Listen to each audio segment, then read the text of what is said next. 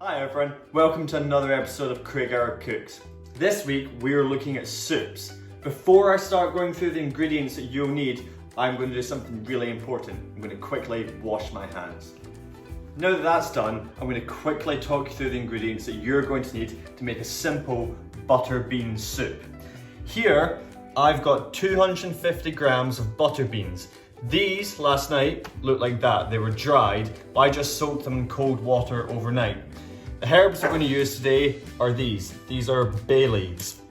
You're also going to need an onion, 250 ml of milk, 2 cloves of garlic, a leek, some celery, and some bacon.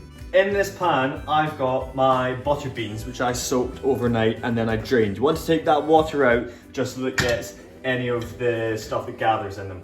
You're going to want to add a fresh litre of water into there and your 2 bay leaves. This is going to help to give them a nice, rich flavour. You're going to get mum or dad, whoever's at home, to turn the stove on for you, put it at a nice high heat. You want to bring these to the boil. When they come to the boil, cover them, turn the heat down and leave them for 20 minutes. You'll notice that I've got 2 chopping boards here. That's because this recipe involves raw meat.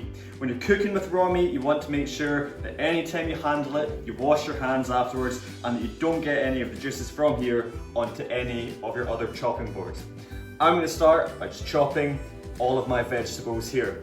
Now, when I'm chopping, I like to hold them all together with my fingers, and you'll notice when I'm chopping, I'm not hacking at the vegetables. It's a nice smooth motion just like that to get a nice fine chop.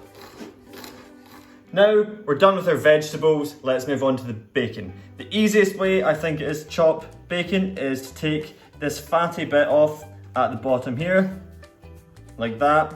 We'll chop that in a moment.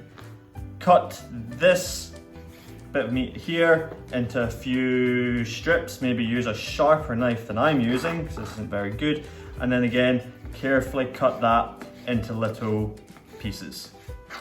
Now that our butter beans have come to the boil, I'm going to turn the heat down, I'm going to cover them with this lid and leave them for 20 minutes. As our butter beans are boiling away quite happily there, we're going to put a little bit of oil into this pan that we're going to make our soup in, and we're going to start by adding our bacon.